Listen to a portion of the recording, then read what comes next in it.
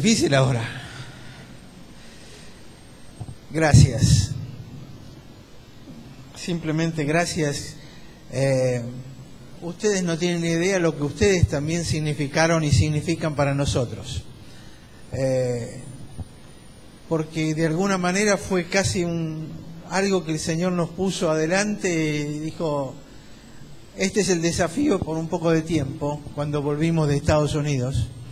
Y estamos tan felices de ver en cómo terminó todo con el pastor Sebastián, con la bendición que ustedes han recibido. Así que somos nosotros los que les agradecemos, y especialmente esta delicadeza que han tenido significa muchísimo para nosotros. Muchas gracias. Gracias por la invitación una vez más.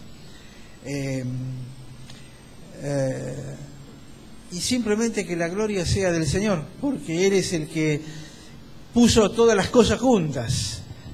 Como saben, vivimos bastante lejos, pero a pesar de eso fue un desafío hermoso poder venir acá las veces que hemos venido, tratar de ayudar, y sobre todo ver el resultado final es lo que nos complace más, y ver a ustedes firmes, avanzando en el Señor, todos juntos a pesar de las dificultades que el enemigo trató de sembrar.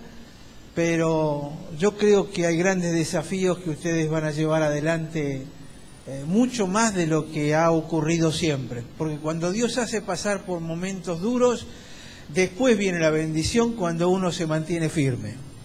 Y justamente parte de eso tiene que ver con el mensaje que yo quiero compartir hoy con todos ustedes. Oremos brevemente para que sea el Señor el que nos ponga esta palabra. Señor, bendecimos tu nombre, te damos gracias por tu palabra y queremos escucharte. Pedimos que tu Espíritu Santo se mueva con libertad en todos nosotros para llegar mucho más allá de lo que nosotros mismos podemos. Gracias, confiamos y esperamos en ti, en el nombre de Jesús. Amén. Los voy a invitar a ir al libro de Lucas. Vimos un poquitito de Lucas en la escuela dominical, algunos de ustedes estuvieron allí.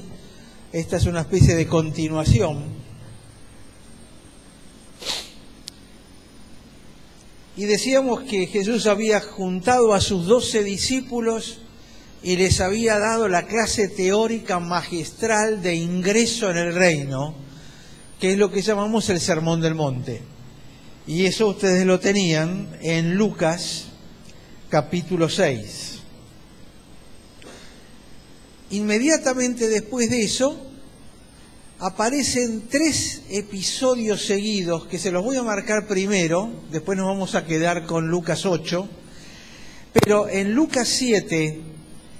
Jesús sana al siervo de un centurión, y en el versículo 9 dice, Jesús se maravilló de él y volviéndose dijo a la gente que le seguía, os digo que ni aún en Israel he hallado tanta fe.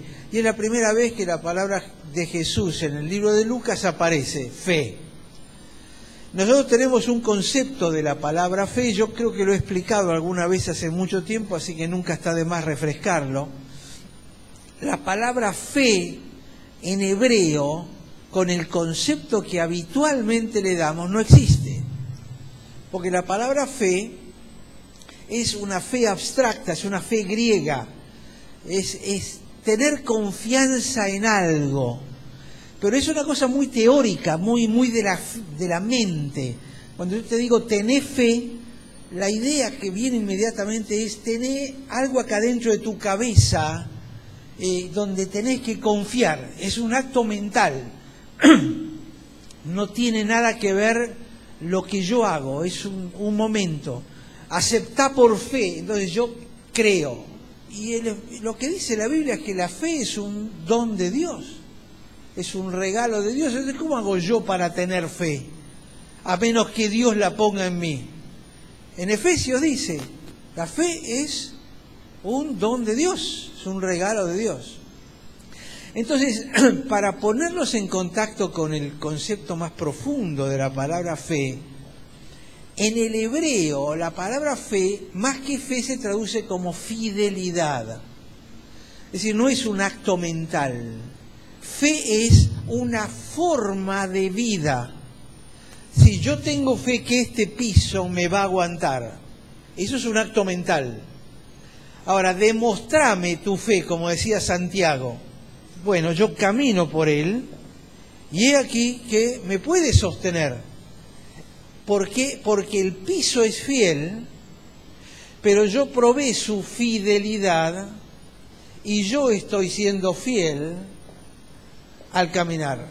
El concepto de fe es un caminar con. Por eso no es un momento de levantar la mano, de ponerse de pie y tener fe. Tener fe significa caminar con Él el resto de nuestras vidas hasta que nos encontremos con Él. Si no entendemos el concepto de fidelidad, y nosotros cantamos esta canción, "Oh tu fidelidad", porque Dios es fiel, ¿no es cierto? ¿Qué significa? Que Él permanentemente está con nosotros. Ojalá pudiéramos cantar, "Oh mi fidelidad", pero no funciona. ¿Por qué? Porque yo no soy fiel. Nosotros no somos fieles. Nos caemos. No podemos ser fiel como Él es. Entonces es su fidelidad la que nos sostiene para que podamos caminar fielmente. Y cuando nos caemos, Él es fiel y nos dice, levántate, sigamos caminando, y seguimos caminando en fidelidad a Él. Entonces, cuando acá en versículo 7, en el capítulo 7, Jesús dice, ni en Israel encontré semejante fidelidad. Y acuérdense que Jesús no hablaba en griego. Jesús hablaba en arameo. Y la palabra en arameo es similar que en el hebreo. Nunca en Israel he visto tanta fidelidad. Y está hablando de un centurión. De alguien que ni siquiera es judío. Y después lo van a ver, capítulo 7, el último versículo, el 50, Jesús en el hogar de Simón en Fariseo. ¿Se acuerdan que viene una mujer y se pone a llorar y con sus cabellos le limpia los pies? Y entonces, ¿qué le dice Jesús? 7:50, tu fe te ha salvado, tu fidelidad te ha salvado, tu perseverar, no es solo tu creer en tu mente, sino tu fidelidad te ha salvado. Acuérdense que acababa de elegir a sus 12 discípulos, les empieza a mostrar el acto de fe de un centurión romano, ahora de una prostituta que le tocaba los pies al maestro. Es decir, completamente lo opuesto a lo que uno podría pensar como una conducta correcta. Fíjense en el capítulo 8, cuando dice Jesús calma la tempestad, versículo 25. Había una tempestad y los discípulos se pusieron muy nerviosos. Dejaron de ser fieles. Y entonces les dice 25 y les dijo, ¿dónde está vuestra fe? ¿Dónde está vuestra fidelidad? Señor, no tenemos fidelidad. Necesitamos de vos. Si van un poquito más adelante, en el capítulo 8, versículo 48, está hablando de la mujer que le toca el manto y se cura de su pérdida de sangre. ¿Se acuerdan? Entonces, versículo 48, él le dice, hija, tu fe te ha salvado. Tu fidelidad en esperar en el camino, esperar a verme, meterte en medio de la multitud, esa fidelidad de creer que realmente yo te podía curar y llegar a tocar mi manto, esa fidelidad de conducta. ¿Se dan cuenta? No es un acto solamente de fe, es una conducta, es algo que yo hago en forma permanente. Esto es lo que él le estaba enseñando a los discípulos, que era la respuesta a lo que Dios hace, que es fe, pero no es fe de la mente, es fe de la conducta en toda la vida diaria. Con esta introducción, ahora vamos a esta parábola del sembrador, que la vamos a ir leyendo y explicando lentamente. Versículo 4, 8:4. Dice: juntándose una gran multitud y los que de cada ciudad venían a él, les dijo en forma de parábola. Es decir, no enseñanza directa, sino le hablaba por parábola. El sembrador salió a sembrar su semilla y mientras sembraba, una parte cayó junto al camino y fue hollada y las aves del cielo se la comieron. Antes no se trabajaba la tierra como se trabaja ahora. Uno ahora ara la tierra, la da vuelta, la remueve. ¿Para qué? Para que la semilla penetre, para que no quede en la superficie. Y los aparatos van no solamente haciendo el surco, sino que atrás va poniendo la semilla y atrás viene algo que le va tirando la tierrita encima. Entonces la semilla queda enterrada. Aún así, yo supongo que ustedes habrán visto una de estas máquinas sembrando y se habrán dado cuenta de la bandada de pájaros que va corriendo, va volando atrás. Porque van aprovechando aquellas semillitas que no lograron hundirse. Acá lo que está diciendo es el camino es un sendero que está muy duro porque ha sido apisonado por tantas personas caminando sobre él. Cualquier semilla que caiga en ese sendero ni siquiera penetra. Y esto tiene que ver con el primero de los ejemplos que él pone. Dice, fue hollada y las aves del cielo vinieron y se lo comieron. Otra parte cayó sobre la piedra y cuando nació se secó, claro, porque la piedra tiene capitas de tierra muy chiquititas. Ahora es increíble aún así ciertas semillas, sobre todo de pasto, cómo se meten en las endijas ¿vieron? En las veredas, entre baldosa y baldosa, un poquitito de tierra y ahí empiezan a crecer. Eso sí, cuando viene la primera helada, cuando viene el calor fuerte, las raíces muy chiquititas no aguantan, entonces se mueren. Entonces se secó porque no tenía humedad. Otra parte cayó entre las espinas y los espinos, que nacieron juntamente con ellos. ¿Y qué pasa? En tiempos de sequedad, lo que prevalece es el espino, que tiene una especie de humedad interna y puede crecer como el cactus, a pesar de que no haya lluvia. Ahora, si hay lluvia, ¿se imaginan el tamaño de los cactus? Siempre es mucho mayor que el tamaño del trigo. Esto es lo que está tratando de decir. Nacieron juntamente, pero como las espinas crecen más rápido, ahogan a la planta buena y termina muriéndose.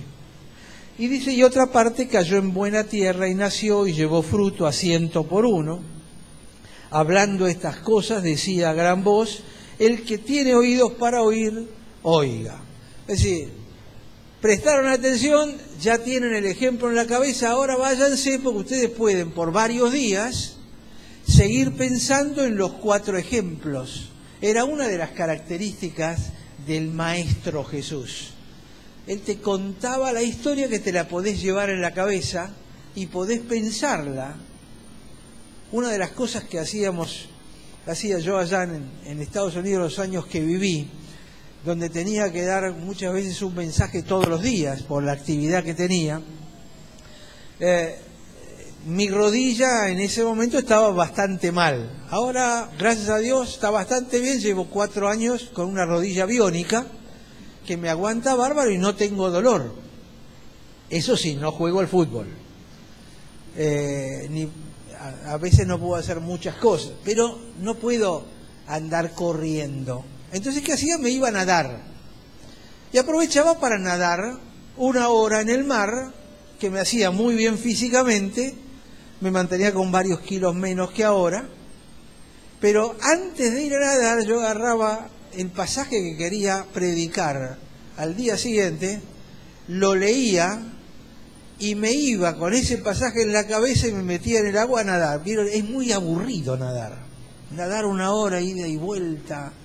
Yo nadaba en una bahía, muy linda, muy cómoda, pero realmente es aburrido. Entonces, ¿qué hacía para no aburrirme?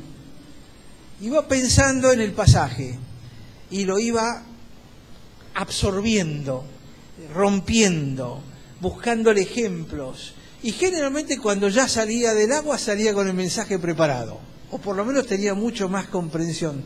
Es absorber y pensar en lo que el mensaje, el que tiene oídos para oír, que oiga. Si uno no se pone a pensar en estas cosas, ustedes se van a ir de acá y se van a olvidar, no lo van a pensar más, no les va a llegar el mensaje. Va a ser como el primer ejemplo de la semilla, no llega a penetrar. Entonces los discípulos le preguntaron, ¿qué significa esta parábola? Los discípulos estaban perdidos como turco en la neblina. No entendían nada, veían los milagros, veían la enseñanza de Jesús, estaban fascinados, pero Jesús hablaba y hablaba con parábolas, no entendían nada. Entonces se atreven a preguntarle por primera vez en el libro de Lucas, ¿qué? Y entonces Jesús les explica a ellos y les dice, a ustedes les es dado conocer los misterios del reino de Dios, pero a los otros les hablo por parábolas, para que viendo no vean y oyendo no entiendan. Ahora, yo no sé ustedes, yo digo, ¿qué? Señor, si vos viniste a traer el mensaje, ¿qué estás diciendo? Es decir, no querés que escuchen. Salís a evangelizar, tenés la multitud y no te interesa que viendo no vean y escuchando no escuchen. No entiendo nada. Y hay algo que quizá no muchos se dan cuenta de esto. ¿Se acuerdan quiénes eran los únicos que reconocían a Jesús como el Hijo de Dios? No sé si pensaron en esto alguna vez. ¿Quiénes eran los que reconocían al Hijo de Dios? Tú eres el Cristo, el Hijo del Dios viviente. Tú eres Dios.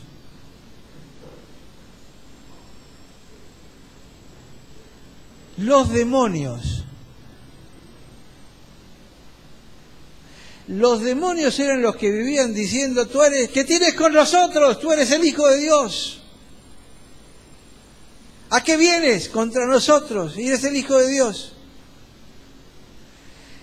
Y yo, como humano, diría, qué bueno, Señor. Hasta los demonios están predicando tu nombre. Están evangelizando. ¿Y qué hacía Jesús? Cállate y sal de él. Y uno vuelve a preguntar, ¿qué? Si están predicando, están diciendo que sos el Hijo de Dios, ¿por qué no los dejás? ¿Por qué se los prohibís? ¿Por qué los echás afuera? Si te están haciendo un favor, están extendiendo el reino. No todo el que extiende el reino es enviado por Dios. ¿Qué? Jesús se lo prohibía porque al mensaje que Jesús daba de palabra o de acto o de acción, en la persona tenía que dilucidarlo no la persona, sino el Espíritu Santo trabajando en esa persona. Jesús trabajaba en sociedad con el Espíritu Santo. Jesús no iba solo. Jesús desde su bautismo recibe la bendición del Espíritu Santo y empiezan a trabajar juntos. El arreglo más o menos es así. Yo hago mi parte, vos hacés la tuya. Jesús decía, yo hago el milagro, vos trabajá en el corazón de ese para que se dé cuenta de dónde viene el milagro. Y lo van a ver en cada acción y en cada palabra de Jesús. Él hablaba en una parábola. ¿Por qué? Si el Espíritu Santo trabajaba en la persona esa persona entendía lo que la parábola decía. Cuando vayan a evangelizar, me gustó lo que dijeron, ustedes van a evangelizar al barrio, nunca vayas solo. Tenés que ir en sociedad con el Espíritu Santo. ¿Por qué? Porque ahora ustedes son el cuerpo de Cristo, ustedes son el Cristo transmitiendo la palabra y haciendo cosas. El Espíritu Santo del otro lado tiene que estar trabajando al mismo tiempo, si no lo que hagan, lo tiran a la basura. Es la sociedad con el Espíritu Santo que verdaderamente funciona en el evangelismo. No es solo lo que nosotros hacemos. Por eso jamás lo hagan solos. Ustedes, además, tampoco van solos. Ustedes van en nombre del cuerpo de Cristo. No, pero voy yo y yo toco el timbre o yo hablo con la persona. No, no sos vos. Vos sos la iglesia en el momento que tocás el timbre o que hablás con la persona. Vos representás al cuerpo de Cristo porque pertenecés al cuerpo de Cristo. A menos que estés con el Espíritu Santo trabajando juntos, no vas a tener fruto. ¿Se entiende? Dicho, ¿sí o no? Los veo tan serios. Mira, hasta los perros me dicen que están de acuerdo. Entonces, cuando Jesús dice esto, lo que le está diciendo a los discípulos es: en ese momento el Espíritu Santo todavía no estaba en el mundo. Estaba, pero no estaba. Venía, se iba, venía sobre un profeta, pero se iba. Estaba sobre Jesús. Estaba con Juan el Bautista, pero no estaba todo el tiempo. Y los discípulos todavía no habían recibido el Espíritu Santo. Lo reciben después de la muerte y resurrección de Jesucristo, que es cuando Jesucristo manda su Espíritu. Es decir, que hasta después de la muerte de Jesús no había Espíritu Santo adentro de los discípulos. Por eso hacen tantas macanas. Juan y Santiago quieren pedir que baje fuego del cielo. Lo dicen porque lo dicen desde la carne, porque el Espíritu Santo no está dentro. Pedro lo niega porque todavía no estaba el Espíritu Santo trabajando. ¿Se dan cuenta? Hay que entender estos tiempos que son diferentes. Entonces, lo que Jesús les dice es: mire, a ustedes les he dado a conocer los misterios. ¿Por qué? Porque se los va a revelar el Espíritu Santo. Ahora, como el Espíritu Santo no está dentro de ustedes en este momento, sino que está trabajando parcialmente, gracias a Dios, al Padre, ustedes me tienen a mí y yo se los voy a explicar. Y Jesús actuaba de Jesús y de Espíritu Santo de alguna manera explicándole. Pero a la gente que había escuchado todavía estaban mirándose uno al otro y diciendo: ¿qué? Entonces le dice: pero a los otros solo por parábolas, para que viendo no vean. Es decir, aquel que tiene su corazón duro, aunque vea, no va a ver. Y es lo que pasa con muchos que andan buscando el milagrito y la magia en muchas de las iglesias, y van a buscar la magia y encuentran la magia, pero no encuentran al mago. Perdón por esta expresión. Van a buscar la magia, pero no encuentran al que hace la obra. Encuentran la magia y no encuentran a Cristo. Les muestran la magia, pero no les muestran a Jesús. Les muestran el milagro, pero no le muestran al Creador del universo. Entonces, ¿qué es lo que obtienen? Y sí, obtienen la magia. Obtienen a lo mejor la curación. Obtienen el trabajo nuevo. Pero ¿saben qué? Cuando llegue el final de la vida, lo único que consiguieron es un trabajo o una sanidad o un poquitito de magia, pero perdieron la vida, porque nunca encontraron al dador de la vida. Y muchas veces la propia iglesia los confunde, haciéndole creer que porque recibieron determinada cosa ya están salvos. Y lo que tenemos que entender, que a menos que se vayan con Jesús, no tienen nada. Pero nada de nada, ¿eh? Lo único que les queda es el destino de castigo eterno, si quieren ser muy duros. Pero lo único que les queda es la separación eterna del Creador. Y nuestra misión es contarles cómo alcanzar esa vida junto con el Salvador por toda la eternidad. Entonces, esta es la parábola, dice Jesús. Y acá les da la clave. Toda parábola hay que buscar cuál es la clave. La semilla es la palabra de Dios. Hay una sola semilla, y la semilla es la palabra de Dios. No es las palabras de Dios, no es la teología, no es la religión, no son las cosas que tengo que hacer. La semilla, singular, es la palabra de Dios. Sepárate de la palabra de Dios y no vas a poder ser fiel. Es el primer mensaje que les explica a los discípulos. ¿Qué les está diciendo?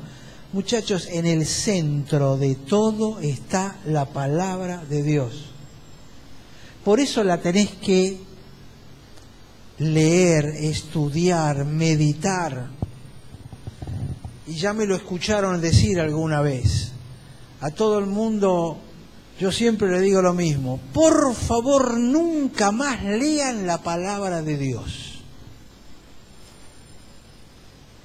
Porque si lo único que hacen es leer la palabra de Dios, aunque hayan leído la Biblia 100 veces en toda su vida, si lo único que han hecho fue leerla, muy poco ha penetrado.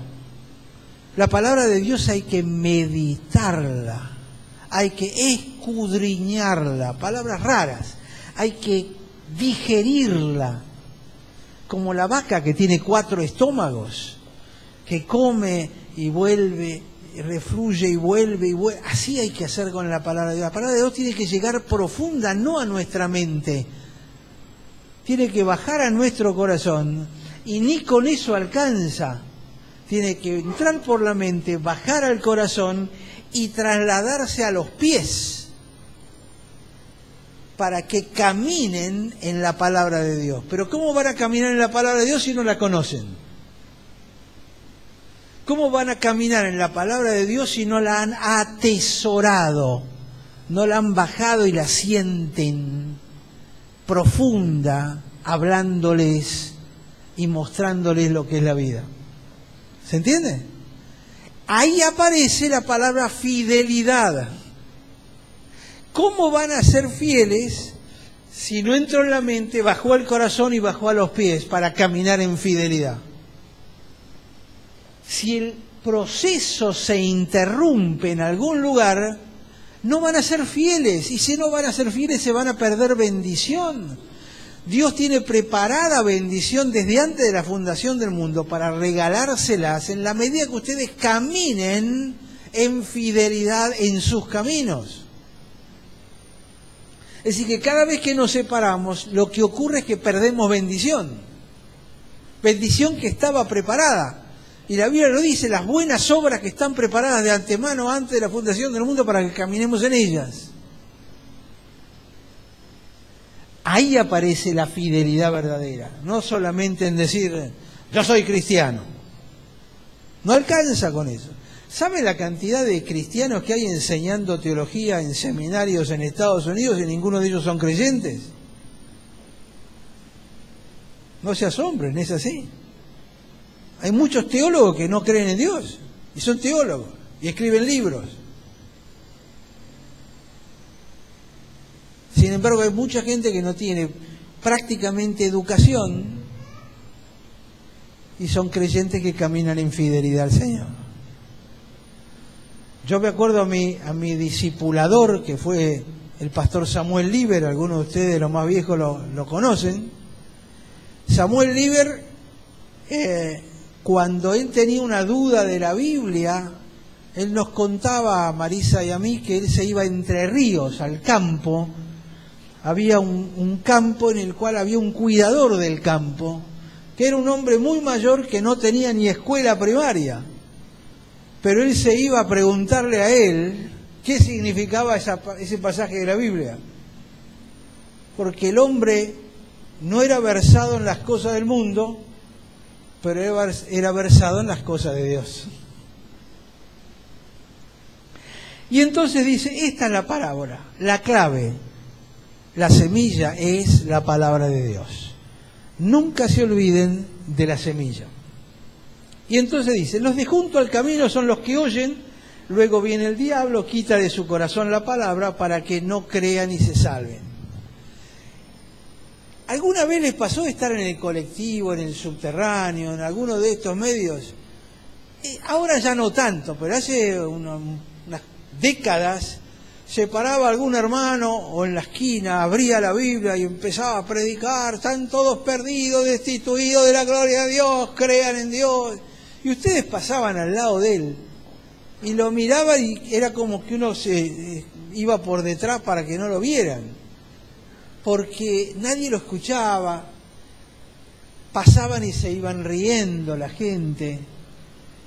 ¿Por qué? Porque nadie los escuchaba. Él estaba tirando semilla. No estaba mal tirar la semilla.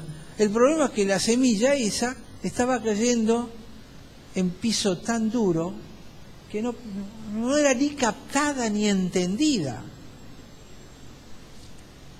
Me acuerdo, en una iglesia llegó alguien, hace un rato estaba hablando con uno de los hermanos de Melquisedec, el rey del Antiguo Testamento al cual Abraham le brinde honores.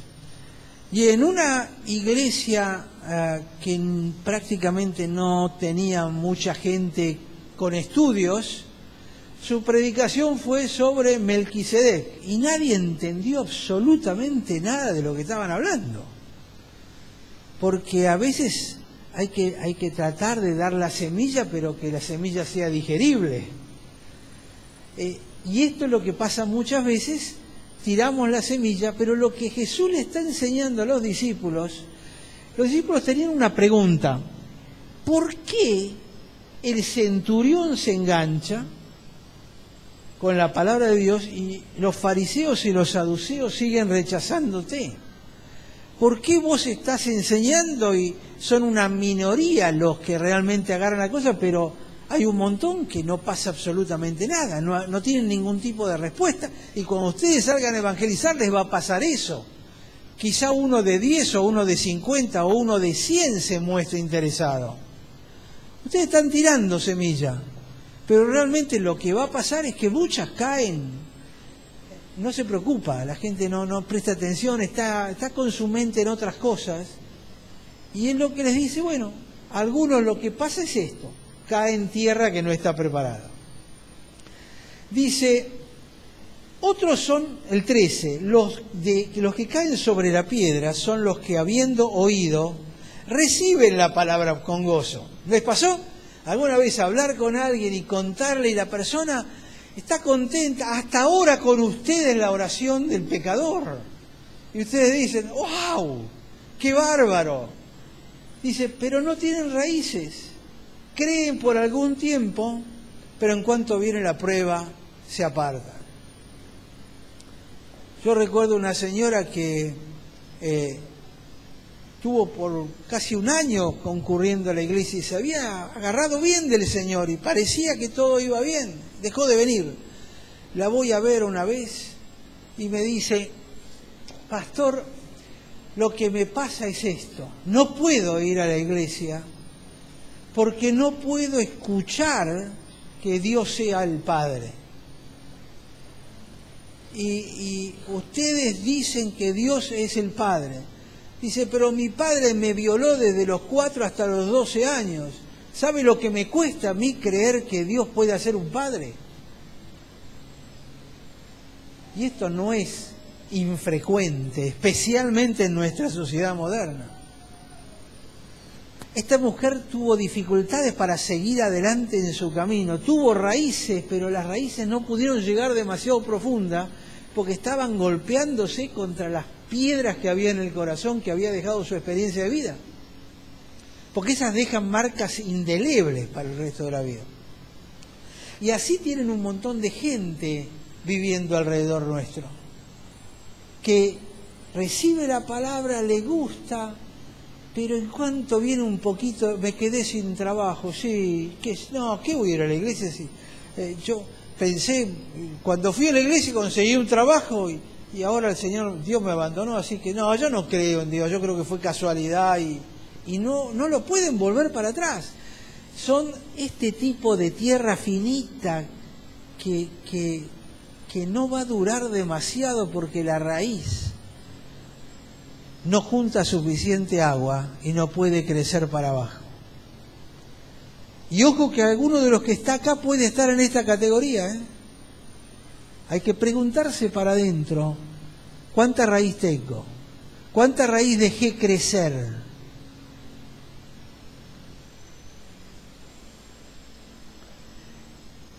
Después viene la que cayó entre espinos.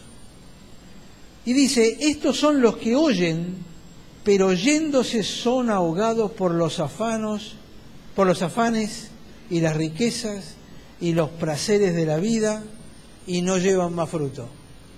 Y esta quizá es el peligro más grande a que estamos enfrentados hoy en día en nuestra sociedad.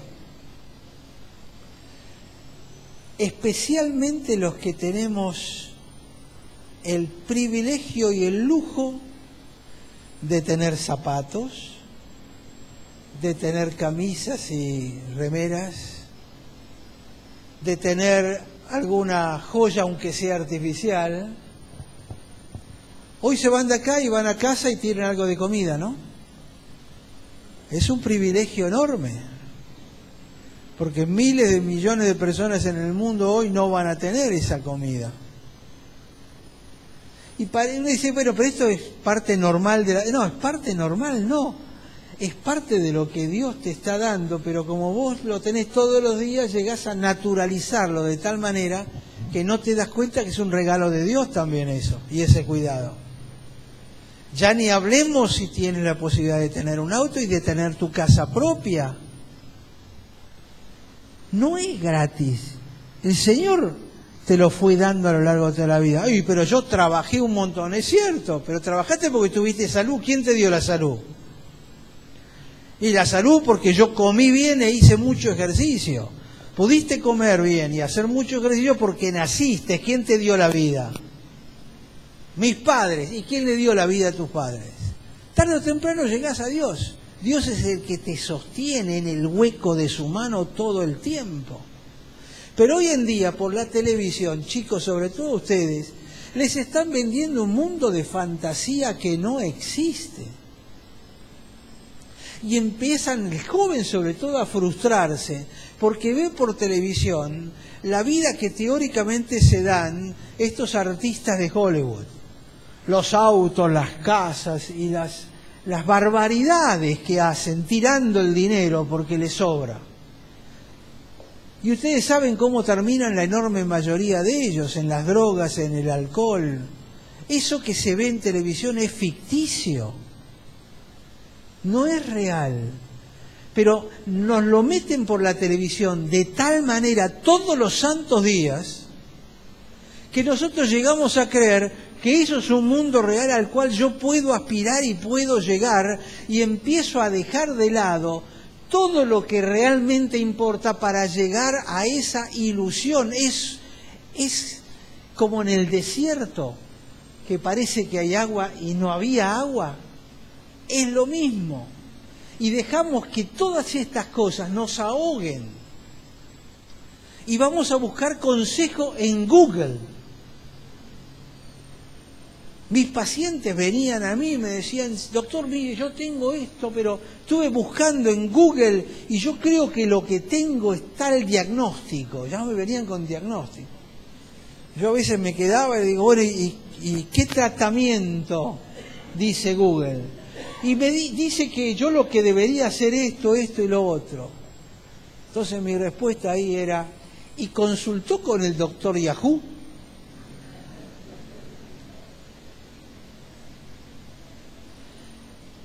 Google, Yahoo, Bing y todo lo demás te dicen cualquier cosa porque en la internet escribe cualquiera, sepa o no sepa.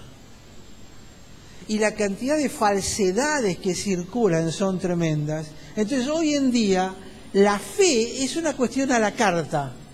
Me gusta este concepto y me gusta este otro y agarro este otro de por allá y un poquitito de acá, y cada uno está armando su propia religión y su propia forma de llegar a Dios. Y yo me lo imagino a Dios agarrándose la cabeza diciendo, ¿para qué mandé a mi hijo a morir? Para que creas en él nada más, no hace falta más nada. No, nosotros tenemos que ser más sabios que Dios y buscar nuestros propios caminos, porque no somos capaces de confiar en el camino que Dios nos regaló. Estos espinos están creciendo tan rápido. La situación en la que estamos viviendo en nuestro país, económica, son espinos. ¿Cuántas veces pasamos por día pensando, llegaré a fin de mes? ¿Cuánto está el litro de leche? ¿A dónde está el pan? ¿Qué hicieron con el trigo?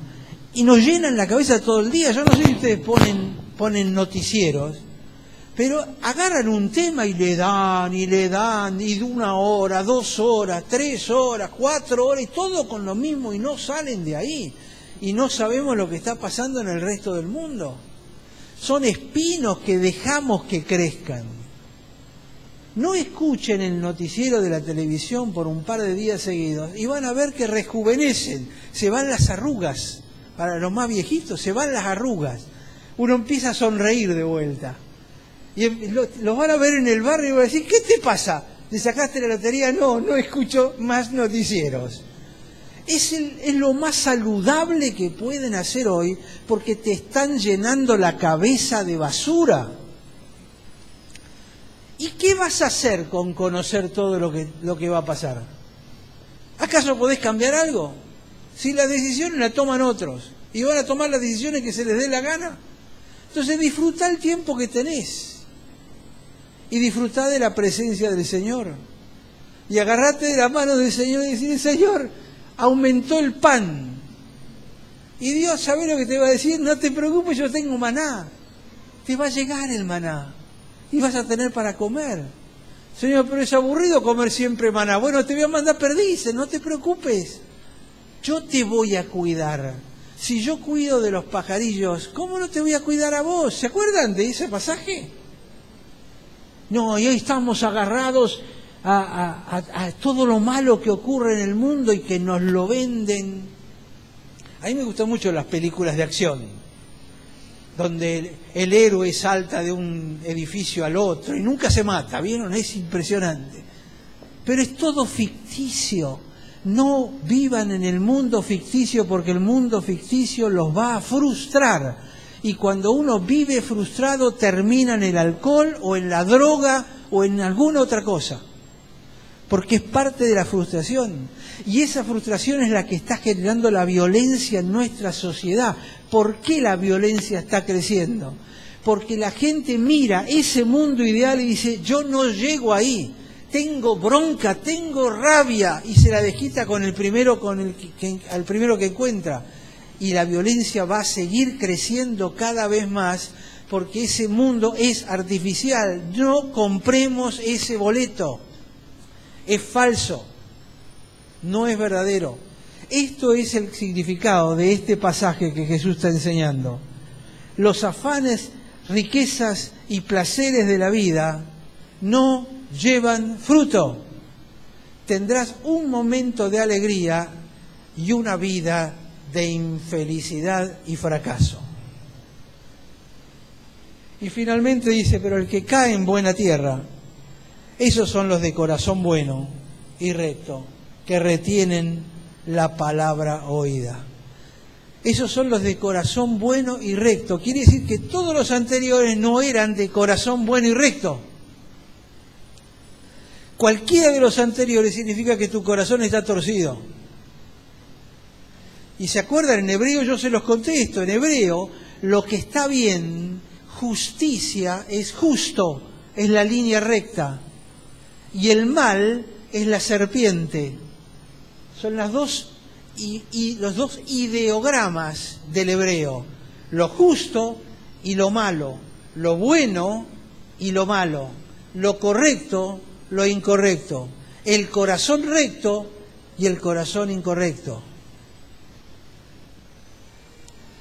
Y dice Jesús, el único que tiene esa justicia, ese corazón recto, es aquel que retiene la palabra oída. ¿Se acuerdan? La semilla es la palabra de Dios.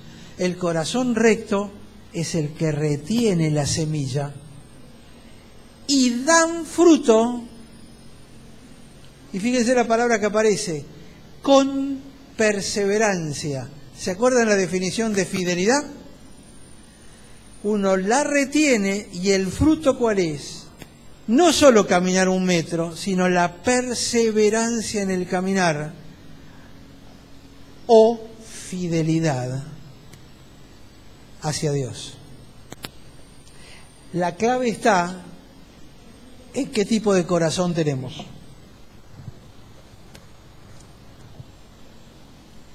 ¿Dónde ponemos la palabra de Dios y qué hacemos con ella? No importa recordar de memoria la palabra de Dios si no la ponemos en acción. Es la única forma de perseverar en los caminos del Señor y ser fieles. El Señor es fiel porque Él no se aparta y está siempre ahí. Nosotros tendemos a irnos.